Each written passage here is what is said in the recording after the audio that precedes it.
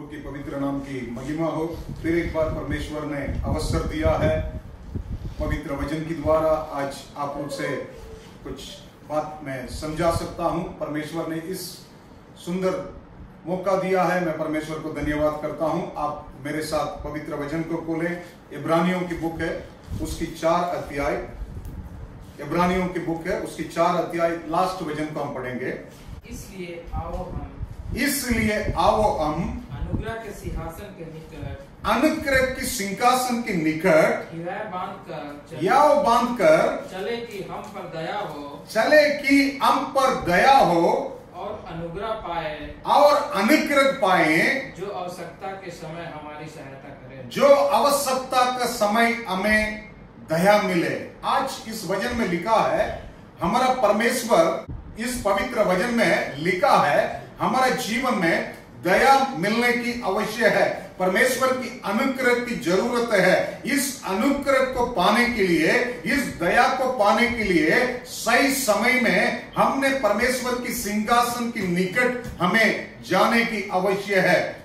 आज की समस्या की समय में आप सबको मदद चाहिए। किसी को भी पूछेंगे, बोलेंगे मेरे जीवन में ये चीज की मदद जरूरत है, मेरे काम में इस काम की मदद चाहिए, मेरे परिवार में ये मदद की जरूरत है। सब लोग का हमारे जीवन में किसी की मदद चाहिए, परंतु इस वचन में अच्छा सा लिखा है, हमारा परमेश्वर सब कुछ करने वाला है, हमारा परमेश्वर सबको जानता है। आप पढ़ेगा तो लिखा है, पिछले वाला वचन में लिखा है, 13 वचन से लेकर 15 तक पढ़ेगा तो लिखा है, हमारा परमेश्वर के बारे में लिखा है, सृष्टि की कोई वस्तु उससे छिपी नहीं है, उससे छिपी नहीं है, वरन जिससे हमें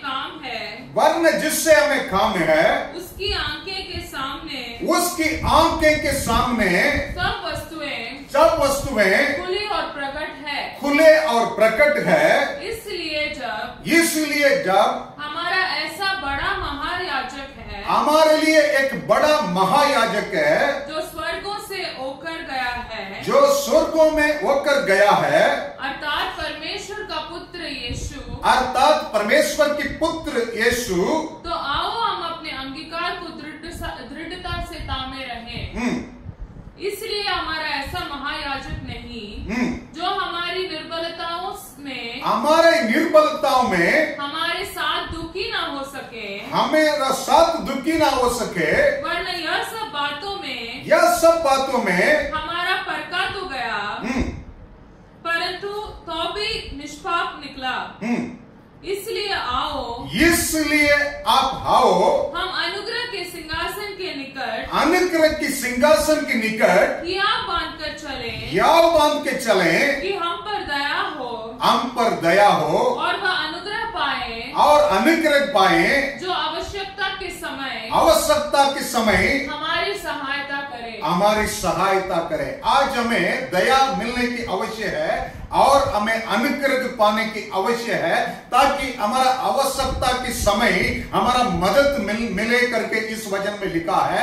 आज इस समय में भी आप सबको, हम सबको ये अवश्य है, परमेश्वर की ओर से मदद अवश्य है, परमेश्वर की ओर से दया अवश्य है, और परमेश्वर की ओर से हमारे जीवन में अनुग्रह अवश्य है।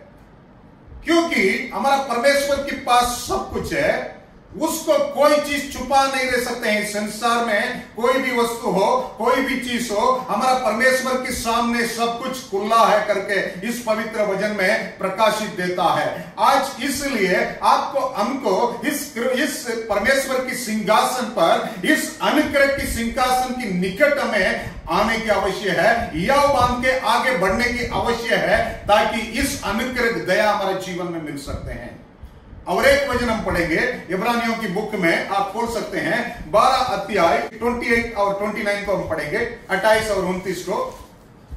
इस कारण हम इस राज्य को पाकर जो हिलने का नहीं है, कृतज्ञ हो और भक्ति और भय सहित परमेश्वर की ऐसा आराधना करें जिससे वह प्रसन्न जिससे वो परमेश्वर प्रसन्न होता है, आपसे निकट होता है, ऐसा भय के साथ इस परमेश्वर को आराधना करें। आगे लिखा है, क्योंकि हमारा परमेश्वर भस्म करने वाली आग है। भस्म करने वाली आग है। पहला वचन में पढ़ा है, हमारा परमेश्वर दया है, हमारा परमेश्वर के पास अनुग्रह है, इसलिए हमें उसके निकट रहने की आवश्यक है। कैसा हमें निकट रहने का इस वचन में बतलाती है, भक्ति के साथ, भय के साथ, क्योंकि हमारा टारगेट इस संसार की नहीं है, हम उस राज्य में जाने वाला है, इसलिए हमें ऐसा आराधना करके उसकी अनुग्रह को पाने की आवश्यक है करके लिखा है। और भी इस अध्याय में आप देख सकते हैं, आप बोल सकते हैं 12 अध्याय में, सेम इब्रानियों की बुक में 12 अध्याय में एक मनुष्य के बारे में लिखा है। आप देख सकते हैं 12 अध्याय 15 से लेकर 17 तक हम पढ़ेंगे। ध्यान से देखते रहो, ध्यान से देखते रहो, ऐसा ना हो कि कोई परमेश्वर के अनुग्रह से, कोई परमेश्वर के अनुग्रह से वंचित रह जाए, या कोई कड़वी जड़ फूटकर कष्ट दे, और उसके द्वारा बहुत से लोग अशुद्ध हो जाए। ऐसा ना हो कि कोई जन व्यभिचारी या एसाव के समान अधर्मी हो, जिसने एक बार के भोजन के बदले अपने पहलौटे होने का पद बेच डाला, अपनी पहलौटे होने की बत बेच दिया है। जब तुम सुनते हो, जानते हो कि बाद में जब उसने आशीष पानी चाहिए, परंतु उसको आशीष पानी चाहिए थी, तो अयोग्य गिना गया है, और आंसू बहा कर बोझने पर भी मन फिराव का अवसर उसे ना मिला। मन फिराव की अवसर उनकी जीवन में नाम मिला है। इस अध्याय में परमेश्वर की वचन बतलाती है, येसा के बारे में लिखा है, पिछले वचन बतलाते हैं, इसलिए कोई भी अपनी जीवन में जो मिलने वाला अनुग्रह है वो दया को नष्ट नहीं करना है, उसको व्यर्थ नहीं करना है। हमें समझने की आवश्यक है, हमारा परमेश्वर के पास ही दया है, हमारा परमेश्वर के पास से अनुग्रह है, वो हमेशा मिलता है, हमेशा आपके लिए रहता है। परंतु तो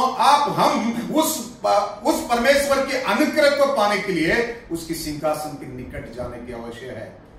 दाऊद की जबूर की बुक में, भजन संगीता की बुक में हम पढ़ते हैं परमेश्वर की दया के बारे में।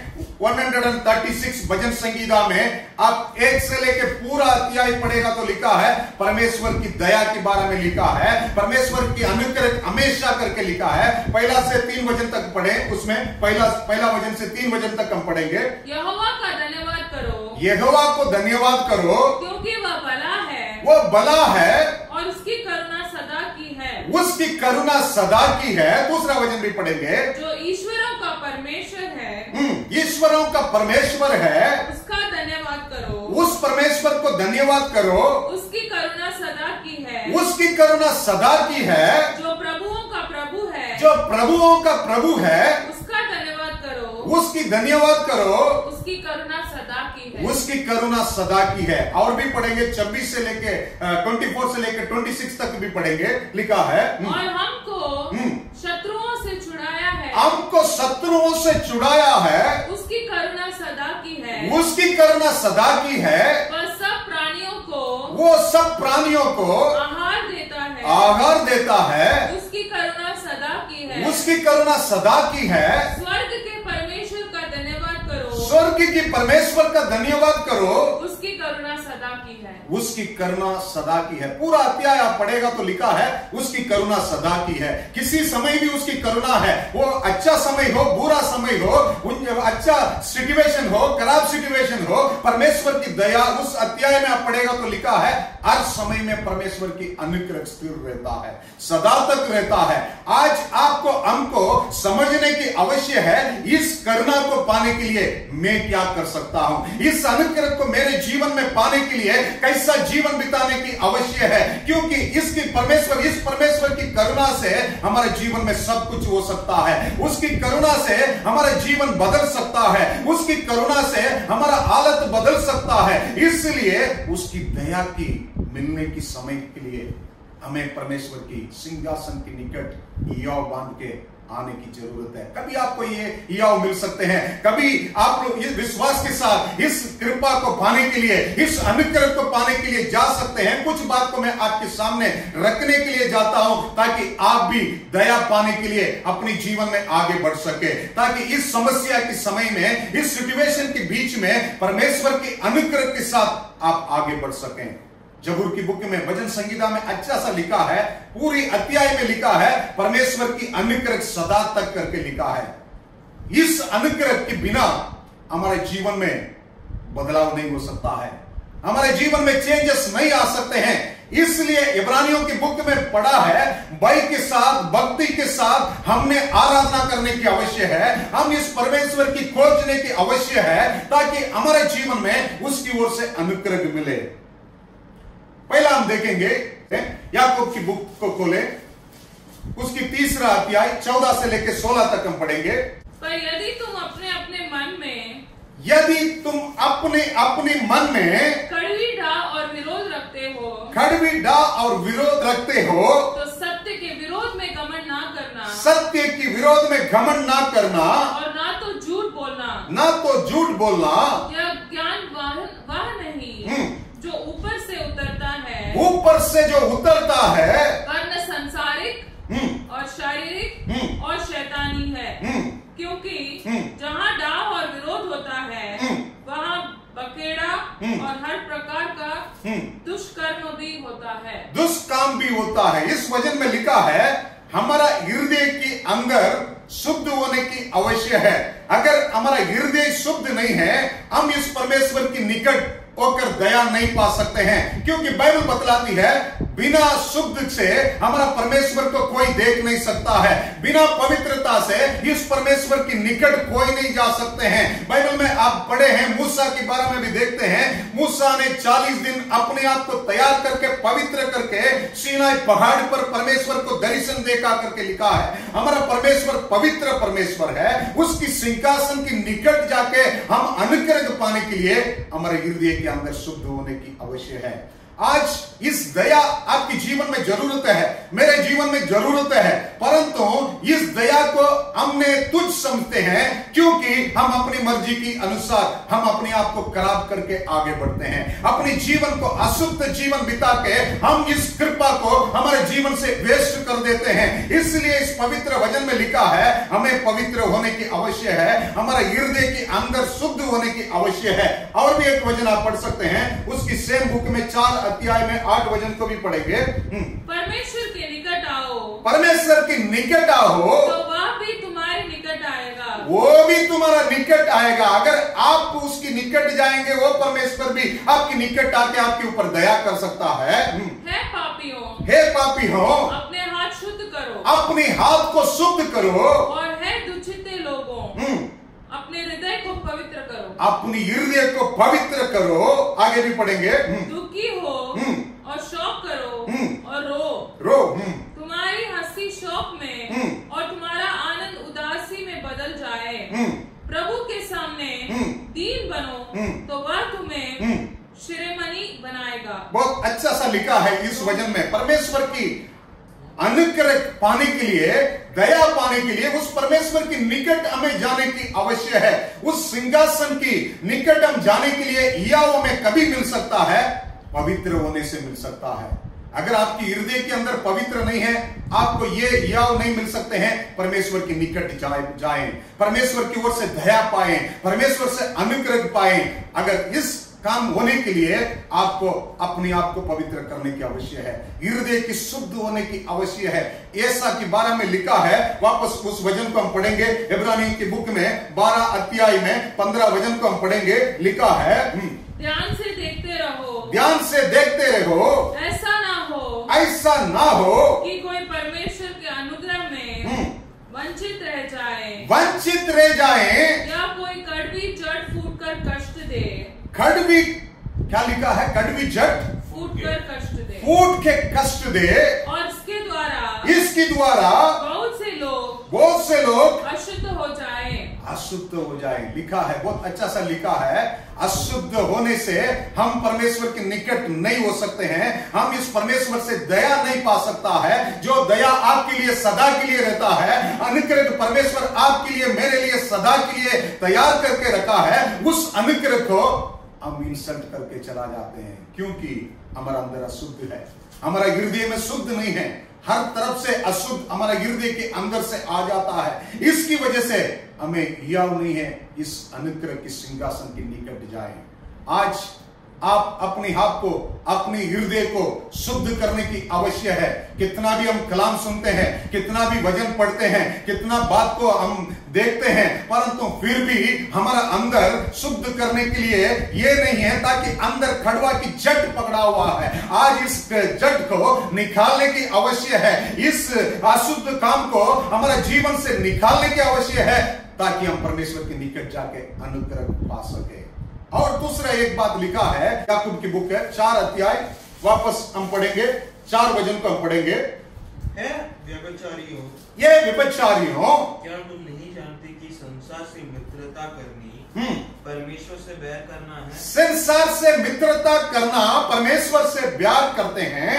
जो कोई संसार का मित्र होना चाहता है, जो कोई संसार की मित्र होना चाहते हैं, वह अपने आप को परमेश्वर का बैरी बनाता है। अपनी आप को परमेश्वर की बैरी बनाता है। ध्यान से इस वचन को सुने। संसार की प्रेम आपको परमेश्वर से अलग करता है।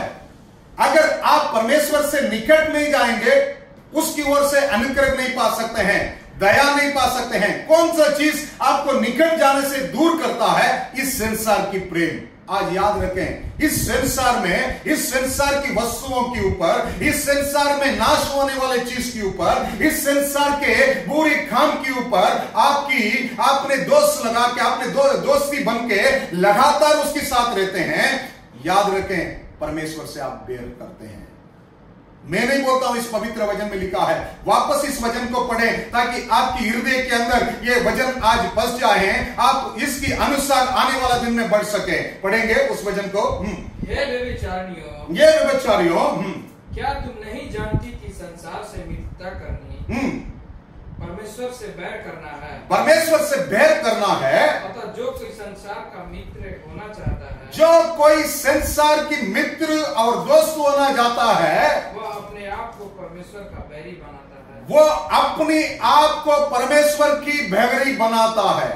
आज चेक करें, आपके जीवन में, इस संसार में, इस संसार के साथ आपकी रिश्ता कैसा है, इस वचन के अनुसार है करके आप चेक कर लें। और भी एक वचन को हम पढ़ेंगे, दूसरा तीमुथियुस की बुक है, दूसरा अध्याय 22 वचन को हम पढ़ेंगे। जवानी की अभिलाषाओं से भाग, जवानी की अभिलाषाओं से भाग, और जो शुद्ध मन से प्रभु का नाम लेते हैं, शुद्ध मन के साथ प्रभु के नाम लेते हैं, उनके साथ धर्म और विश्वास और प्रेम और मेल मिलाप का पीछा कर, पर मूर्खता और अविद्या के विवादों से अलग रह, क्योंकि तू जानता है कि इनसे झगड़े उत्पन्न होते हैं। बस बहुत अच्छा सा लिखा है, इस वचन में लिखा है, इस संसार की इच्छा से, इस संसार की जो रहने वाली चीज है, उसके ऊपर जो हमारा मन लगाते हैं, उससे हमें बच के रहने की आवश्यक है। क्योंकि हम ऐसा रहने से हम परमेश्वर को बैर करते हैं, परमेश्वर से हम दूर हो जाता है।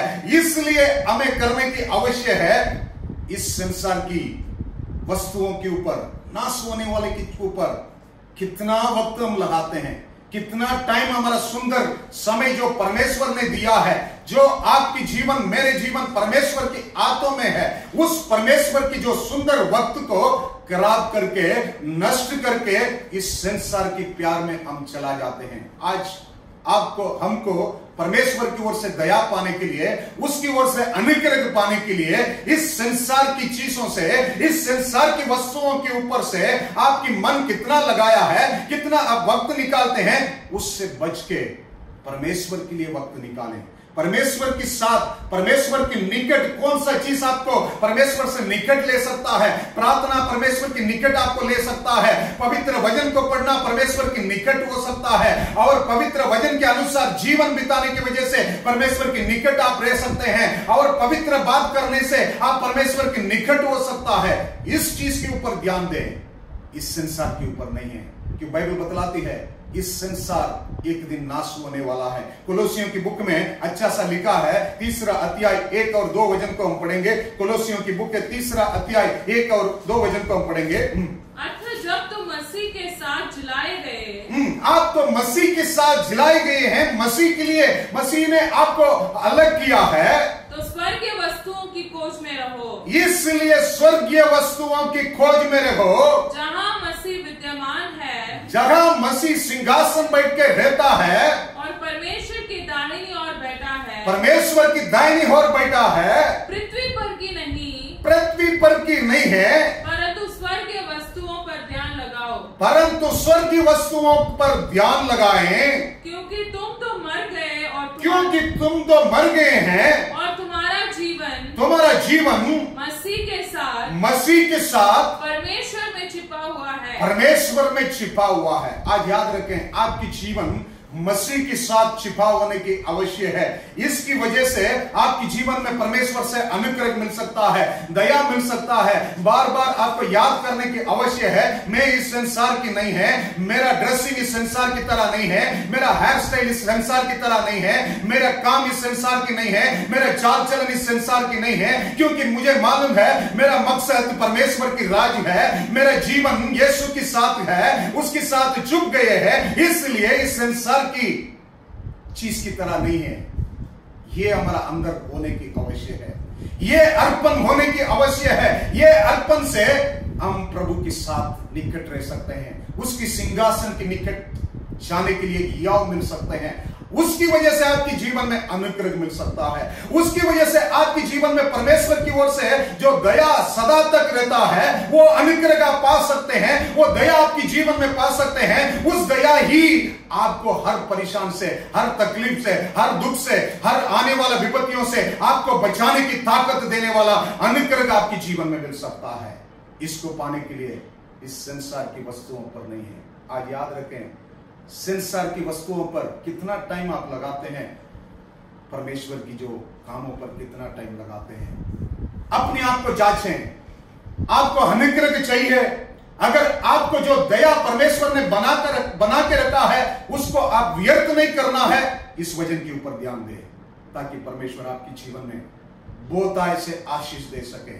ऐसा एक दिन आने वाला है, उस समय सोचेंगे मेरे जीवन में अनुग्रह नहीं मिला है, मेरे नाश हो गया करके, इसलिए परमेश्वर दृष्टांत करके ऐसा के बारे में लिखे रखा है। ऐसा वक्त आया है, उसने ढूंढा, मुझे चाहिए, मुझे आशीष चाहिए, परंतु बदलाव नहीं हुआ है, परंतु कुछ भी नहीं हुआ है। इसलिए अभी जो वक्त परमेश्वर ने दिया है, इस वक्त को प्राप्त करें, इस वक्त में पहचाने। इस संसार की ऊपर मैंने अपनी दिल, अपनी आशा लगाएगा तो मैं परमेश्वर से बैर रखने वाला करके समझ ले, ताकि आपके जीवन में अनुग्रह मिल सके। तीसरा एक बात मेरे साथ आप पवित्र वचन को खोलें, याकूब की बुक है 4 अध्याय, याकूब की बुक 4 अध्याय उसकी 6 वचन को हम पढ़ेंगे।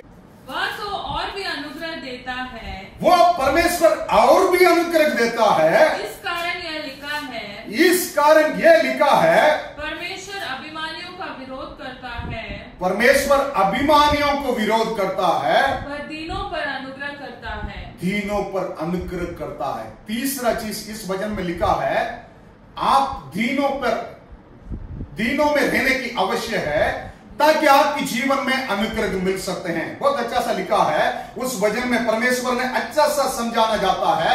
हमारा परमेश्वर अनुग्रह को बढ़ाता है, अनुग्रह को कम नहीं करता है, अनुग्रह को बढ़ाता है। परंतु आपके जीवन में इस अनुग्रह को पाने के लिए क्या करना है, वापस हम पढ़ेंगे उस वचन को, लास्ट पार्ट को पढ़ेंगे। लिखा है, वापस पढ़ेंगे उस वचन को। परमेश्वर अभिमानियों का विरोध करता है, अभिमानियों को परमेश्वर विरोध करता है, पर दीनों पर अनुग्रह करता है, दीनों पर अनुग्रह करता है। हमारा परमेश्वर अभिमानियों पर विरोध करता है, दीनों पर परमेश्वर अनुग्रह करता है। अपने आप को जांचें, आप अभिमानी है, आप दीन है करके अपने आप को जांचें।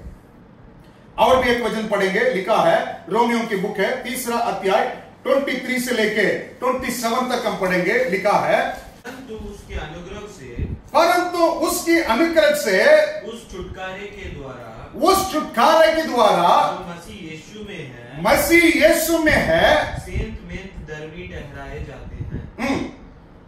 उसे परमेश्वर ने उसके लहू के कारण एक ऐसा प्रायश्चित ठहराया है, विश्वास करने से कार्यकारी होता है, जो पाप पहले किए गए हैं, और जिन पर परमेश्वर ने अपनी सहनशाली के कारण ज्ञान नहीं दिया, उनके विषय में वह अपनी धार्मिकता प्रकट करे, वरना इसी समय उसकी धार्मिकता प्रकट हो, कि जिससे वह आप भी धर्मी ठहरे, और जो यीशु पर विश्वास करे, उसका भी धर्मी ठहरने वाला हो। तो घमंड करना कहाँ रहा?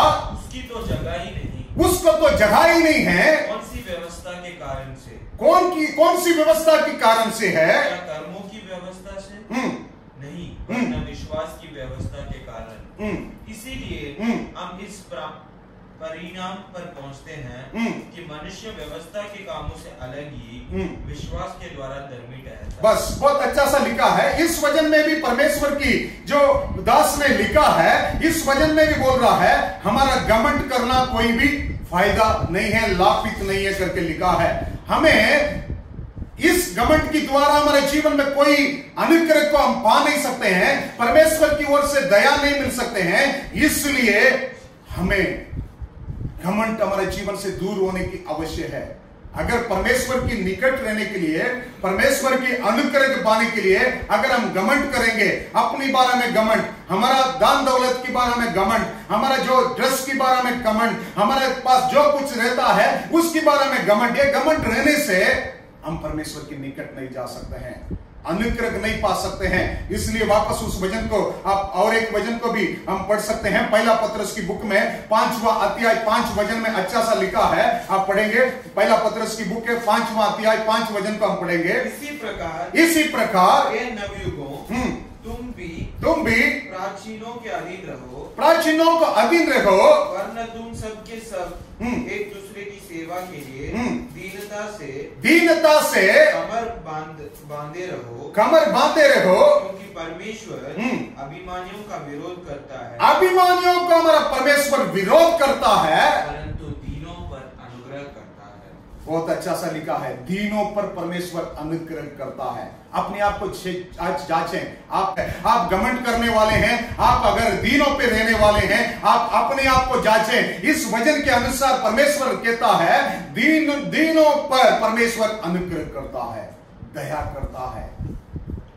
इस समस्या के समय में हमारा अंदर कोई भी घमंड की आवश्यक नहीं है, कितना भी बड़ा हो, कितना भी छोटा हो, सबकी सिचुएशन एक लेवल में आ चुका है।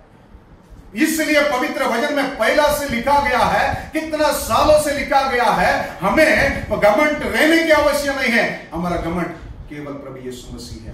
प्रभु को हम जानते हैं, प्रभु से मैं निकट रहता हूं, प्रभु के साथ मैं ज्यादा प्रार्थना करता हूं, ज्यादा मैं बाइबल पढ़ता हूं, यही मेरे घमंड होने की आवश्यक है। और कोई घमंड नहीं है, मेरे पढ़ाई के ऊपर नहीं है, मेरा पोजीशन के ऊपर नहीं है, मेरे जॉब के ऊपर नहीं है, क्योंकि ये सब कुछ एक दिन बंद होने वाला है। आज इस समय हम सब देखते हैं, अच्छा जॉब था चला गया है, अच्छा पढ़ाई स्टॉप हो गए हैं, अच्छा चीज, इसलिए हमें घमंड करने की आवश्यकता नहीं है।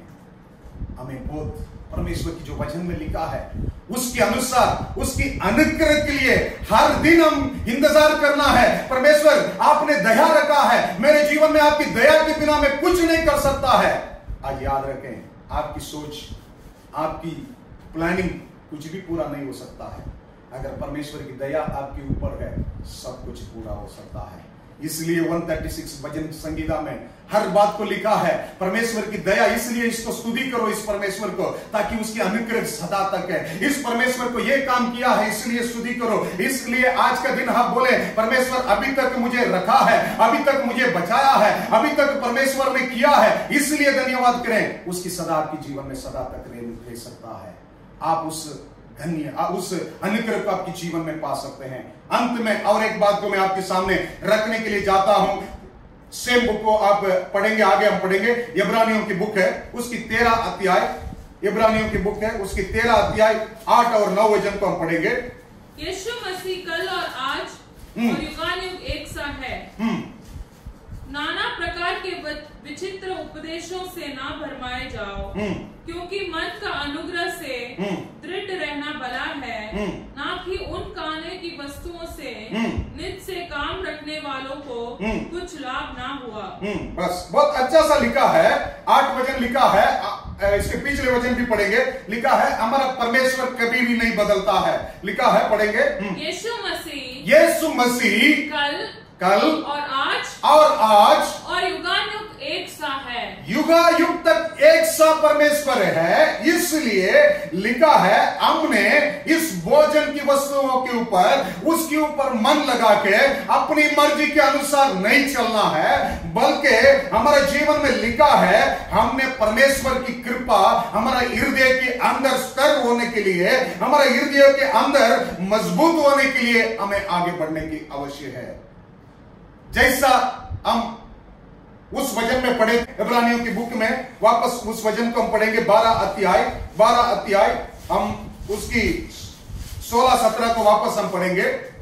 ऐसा ना हो कि कोई जन व्यभिचारी या एसाव के समान, ये साग की समान, बहुत अच्छा सा लिखा है। 2 चीज को परमेश्वर ने दिखाता है, जैसा कि समान अधर्मी हो, जिसने एक बार के भोजन के बदले, इसने एक बार भोजन के बदले अपने पहलौठे होने का पद बेच डाला, अपने पहलौठे होने की पद को भेज दिया है। तुम जानते हो कि बाद में जब उसने आशीष पानी चाहिए, उसको आशीष पानी चाहिए, तो अयोग्य गिना गया है। और आंसू बहा कर खोजने पर भी मन फिराव का अवसर उसे ना मिला। मन फिराव का अवसर ना मिला करके लिखा है। बहुत अच्छा सा लिखा है। इस यीशु के बारे में हम सब जानते हैं, उसके साथ भाई था। बाइबल में लिखा है, उत्पत्ति की बुक में आप उनके बारे में देख सकते हैं। उत्पत्ति की बुक में 25 अध्याय में लिखा है, ये दोनों पालक थे, दोनों बड़ा हो गया करके उनके बारे में लिखा है। बड़ा होने के बाद आप क्या हुआ करके देख सकते हैं। 25 अध्याय उसकी 27 से लेके 27 से लेके आप 30 तक पढ़ेगा तो लिखा है, फिर लड़के बढ़ने लगे, ये लोग बढ़ने लगे, और ऐसा तो वनवासी होकर चतुर शिकार खेलने वाला हो गया, इस संसार की प्रेम में चला गया है। पर याकूब सीधा मनुष्य था, परंतु याकूब सीधा मनुष्य था और तंबुओं में रहा करता था, तंबुओं में अपनी पेरेंट के साथ रहा करता था। इसहाक एसाव के अहेर का मांस खाया करता था, इसलिए वह उससे प्रीति रखता था, खाने के ऊपर प्रीति रखता था। पर रिबका याकूब से प्रीति रखती थी। एक दिन याकूब भोजन के लिए एक दाल पका रहा था, और एसाव जंगल से थका हुआ आया। तब एसाव ने याकूब से कहा, वह जो लाल वस्तु है, उसी लाल वस्तुओं में से मुझे कुछ खिला दे, क्योंकि मैं तका हूँ। इसी कारण उसका नाम एदोम भी पड़ा है। याकूब ने कहा अपना पहलौठा का अधिकार, अपनी पहलौठा की जो बाग है, अधिकार है, आज मेरे हाथ बेच डाले। एसाव ने कहा देख मैं तो अभी मरने पर हूँ। लड़का है, कितना अच्छा ताकत वाला है, जंगल में जाके सब कुछ पकड़ के लेकर आने वाला है, परंतु उसकी जीवन में परमेश्वर से निकट नहीं है, परमेश्वर से दूर होने से मन शुद्ध नहीं है, इसलिए उसकी जीवन में क्या क्या समस्या हो रहा है आप देख सकते हैं। खुद वो अपने बारे में बोलता है मैं तो मरने वाले हैं, क्या उसकी जीवन में नहीं हुआ करके लिखा नहीं है, परंतु इतना उम्र में उसने बोल रहा है मैं तो मरने वाला हूं। मुझे पसंद है इस संसार की वस्तुओं की पसंद है, इस संसार की जो अभी टेस्ट में मिलता है, अभी मुझे टेस्ट करना है, इस भोजन के ऊपर मेरे दिल है, इस भोजन की खाने की अवश्य है, इसलिए उसने अपने फ्यूचर के बारे में नहीं सोचा, जो बहुत मूल्य आशीष है उसके बारे में नहीं सोचा है। आज भी बहुत लोग यही कर रहे हैं, आज के लिए एंजॉय करें, आज के लिए अच्छा सा जिए, यही उम्र है मेरे पास है, इसको मैं अच्छा जीवन बिता के आने वाला क्या होएगा, आने वाला दिन में क्या होगा, मैं जिंदा रहेगा नहीं रहेगा किसको मालूम है, मैं मरने वाला हूं इसलिए मैं खा पी के अच्छा सा एंजॉय करके मर जाए करके बहुत लोग सोचते हैं। आज आपके लिए मेरा ये रिक्वेस्ट है, परमेश्वर की दया को आप वेस्ट कर रहे हैं आपके जीवन में। जो आपके लिए इस संसार में उत्पन्न होने से पहले परमेश्वर दया को रखा है, अनुग्रह को रखा है, उसको पाने के लिए आपके पास अवसर नहीं है, आपके पास वक्त नहीं है, बाकी चीज का आपकी वक्त है, आपकी समय है, परंतु इस अच्छा अनुग्रह को पाने के लिए आप वेस्ट कर रहे हैं। अपने आप को आप डिसीजन ले लेते हैं, अपने आप को निर्णय कर लेते हैं मैं तो मरने वाले हैं। कोई मुश्किल नहीं है, इस वस्तु को दे दे, इस संसार की चीज को मैं मेरे जीवन में ले ले, ताकि क्या किया है आगे पढ़ेंगे, दूसरा वचन को भी पढ़ेंगे, लिखा है ऐसा ने कहा देख मैं तो अभी मरने पर हूं, मैं तो अभी मरने वाला हूं, इसीलिए पहलौठे के अधिकार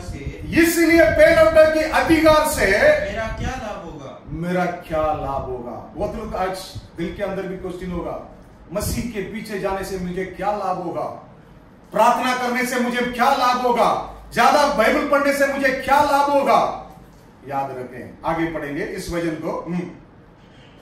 याकूब ने कहा मुझसे अभी शपथ का, उसने उससे शपथ खाई और अपनी पहलौठे का अधिकार याकूब के हाथ बेच डाला। इस पर याकूब ने एसाव को रोटी और पकाई हुई मसूरे की दाल दी और उसने खाया पिया और उठकर चला गया। खाया पिया उसने उठकर चला गया है। यूं एसाव ने अपने पहलौठे का अधिकार तुच्छ जाना। एसाव ने अपनी पहलौठे होने की अधिकार को तुच्छ जाना, परमेश्वर की अनुग्रह को। बहुत लोग आप पूछेंगे कैसा ये बोल सकते हैं हम तुच्छ जाते हैं। बाइबल में लिखा है एक वचन अच्छा सा लिखा है, यूना नबी की बुक है, आप खोल सकते हैं, यूना नबी की बुक है, 2 अध्याय 8 वचन को हम पढ़ेंगे। यूना नबी की बुक है 2 अध्याय 8 वचन को हम पढ़ेंगे, बहुत अच्छा सा लिखा है। तो धोखे की व्यर्थ वस्तुओं पर मन लगाते हैं, जो लोग धोखों की व्यर्थ वस्तुओं पर अपनी मन लगाते हैं, वे अपने करुणा निदान को छोड़ देते हैं। वे अपनी करुणा निदान को छोड़ देते हैं। वापस अच्छा सा लिखा है, वापस इस वचन को पढ़े, आप अपने दिल में ले लें, आज इस वचन को पढ़े वापस। जो लोग धोखे की व्यर्थ वस्तुओं पर, धोखों की व्यर्थ वस्तुओं पर मन लगाते हैं, एक सवाल आपके दिल के अंदर से आज उठने पाए, आप किस वस्तुओं के ऊपर मन लगाते हैं? हो सकता है मोबाइल, हो सकता है आपकी लैपटॉप, हो सकता है और किसी चीज, हो सकता है और कुछ गेम। मैं नहीं बोल रहा हूं, परमेश्वर के वचन में लिखा है, वापस हम पढ़ेंगे, बहुत अच्छा सा लिखा है। जो लोग धोखे की व्यर्थ वस्तुओं पर, धोखों की व्यर्थ वस्तुओं पर मन लगाते हैं, वे अपने करुणा निदान को छोड़ देते हैं। वे अपनी करुणा निदान परमेश्वर को छोड़ देते हैं। जैसा यीशु ने किया है, इंसल्ट कर दिया है, उसको तुच्छ समझ लिया है। आज अपने आप को अर्पण करें। और भी एक वचन पढ़ेंगे सेम बुक में, उसकी 4 अध्याय 2 वचन को भी पढ़ेंगे, पढ़ के हम अंत करेंगे। उसने यहोवा से यह कहकर प्रार्थना की, उसने यहोवा से यह कहकर प्रार्थना किया है, ये यहोवा, जब मैं अपने देश में था, तब क्या मैं यही बात ना कहता था? इसी कारण मैंने तेरी आज्ञा सुनते ही तर्शीश को भाग जाने की, आपके अजूरी को छोड़ के मैंने दूसरा जगह भाग जाने के लिए मैंने किया था। मैं जानता था कि तू अनुग्रही और दयालु परमेश्वर है। तू अनुग्रही और दयालु परमेश्वर है और विलंब से कोप करने वाला करुणा निदान है। करुणा निदान है और दुख देने से प्रसन्न नहीं होता। इतना अच्छा सा लिखा है यूना ने। परमेश्वर की हजूरी के छोड़ के, परमेश्वर की जो आशीष को छोड़ के, प्रभु की वचन की बात को छोड़ के और रास्ता ढूंढ के गया है। उसने बोल रहा है मैं जानता हूं मेरा परमेश्वर अनुग्रहकारी है, मेरा परमेश्वर दयालु है, मेरे परमेश्वर सबके ऊपर दया करने वाला है। इसलिए आपको हमको इस परमेश्वर की सिंहासन पर नजदीक निकट याव बांध के जाने की आवश्यक है, ताकि उसकी ओर से हम दया पाए, उसकी ओर से अनुग्रह पाए। उसके अनुग्रह के बिना आपके जीवन में आशीष नहीं मिल सकता है, आपके जीवन में बदलाव नहीं हो सकता है, आपकी फ्यूचर में अच्छा चेंजेस नहीं हो सकता है अगर परमेश्वर की अनुग्रह है, परमेश्वर की दया है।